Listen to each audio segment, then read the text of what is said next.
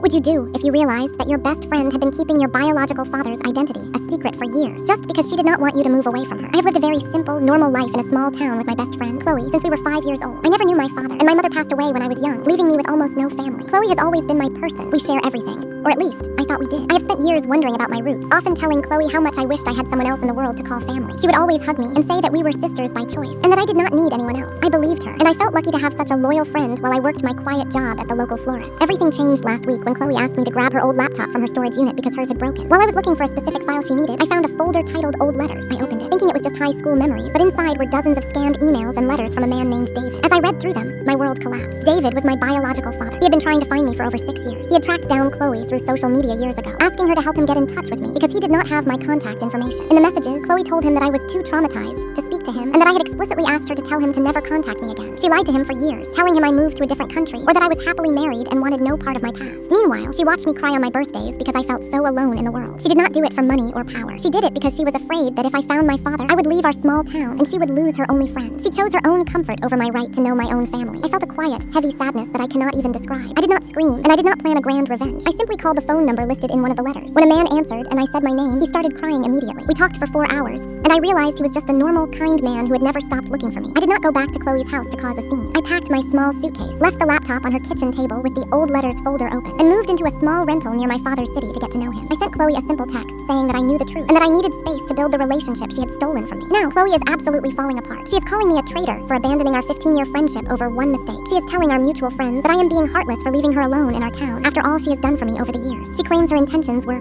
pure because she just wanted to protect our bond, and that I am the asshole for throwing away a real friendship for a stranger who just happens to share my DNA. Even some of our friends are saying I should be more understanding. They claim that Chloe's fear of abandonment is a real issue, and that I should have forgiven her and stayed in town instead of cutting her off so abruptly. They think I am the villain for choosing a man I just met over the girl who was there for me through everything. They say I am being cold, and that I have destroyed her mental health by leaving without a proper goodbye. So I have to ask, am I the asshole for leaving my best friend and moving away after finding out she hid my father from me for 6 years? Or was she never really a friend at all? Let me know in the comments if I am the hero or the villain, and hit that subscribe button for more daily stories.